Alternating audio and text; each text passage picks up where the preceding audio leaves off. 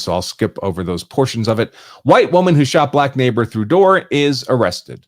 A white woman accused of shooting and killing her black neighbor over a dispute over the neighbor's children has been arrested. She was charged. Susan Lorinks was charged Tuesday with manslaughter with a firearm, culpable negligence, battery, and 2 counts of assault. So I haven't seen the charging document, so I'm not sure exactly what form of manslaughter they're charging here. It could be heat of passion manslaughter, so a deliberate killing, but under adequate provocation, the provocation of the confrontation between the two women would mitigate murder down to manslaughter. It could be reckless manslaughter, where there was not an intent to cause harm, but the shooter engaged in an unjustified risk, knowingly engaged in an unjustified risk of deadly force harm, and death resulted. This is the Alec Baldwin scenario. It may be that the woman told the sheriff, for example, that I never meant to fire the gun. It just went off. But when it just went off, she had it pointed at the woman. That would be a reckless manslaughter. Again, just like the Alec Baldwin case. Battery and 2 counts of assault. So the battery would be the impact of the bullet on the victim here. That would be a duplicative charge. So you wouldn't be convicted of both manslaughter and battery. It would be one or the other. And 2 counts of assault. I guess the woman who was shot had a couple of her kids with her, or they observed it. Maybe they were put in fear of being shot too. Those would be the 2 counts of assault, probably. Or it could be the woman who was shot. I guess her 9-year-old was with her, so maybe both of them were put in fear of being shot. That could be. That would be the 2 counts of assault. I look forward to the charging document. The justice we have all been seeking has been served, said Sheriff Woods in an interview. The arrest came amid growing pressure. Attorneys representing the family called this an unjustified killing. Again, that would be Benjamin Crump. Again, a lot of these facts are repetitive from what we already heard. Following a major crimes unit investigation, which included interviews with Owen's children and other witnesses and uncovered surveillance footage. Was there a Ring doorbell camera?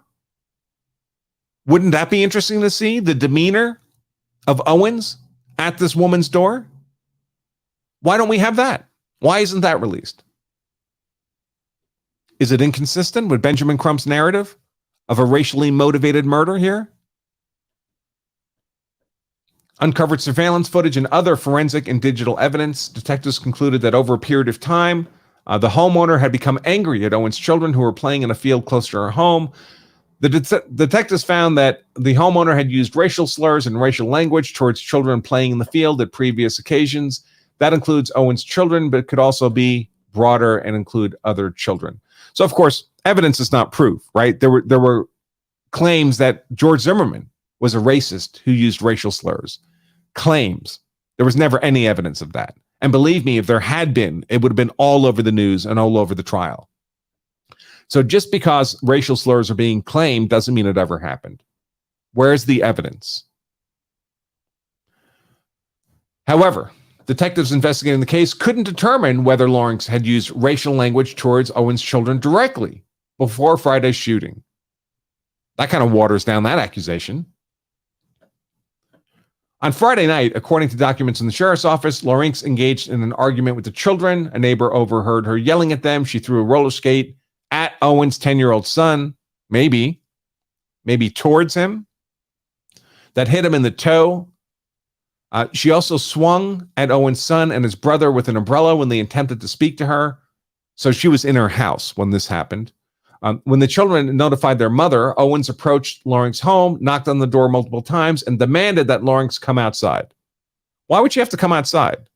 You can talk through the door. For a beating? Is that what was happening? Is that what Owens was proposing? Come out here so I can beat your ass?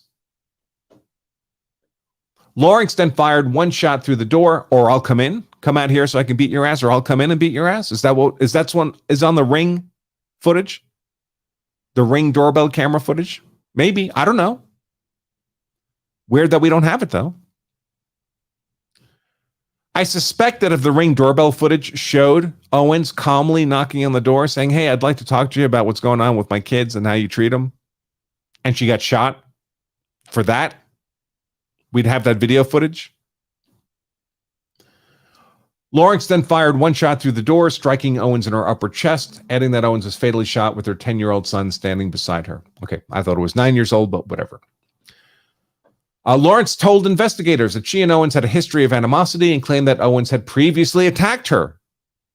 Would that be relevant to a defender's reasonable perception of harm at the hands of an aggressor, that they'd previously been attacked by that aggressor? By the way, again, why don't we know who made all those prior phone calls to the police about this acrimonious relationship? Why don't we know who that was? Who called? The homeowner or Owens? The homeowner said she acted in self-defense in shooting Owens and that Owens had been trying to break down her door. Does that change the narrative here?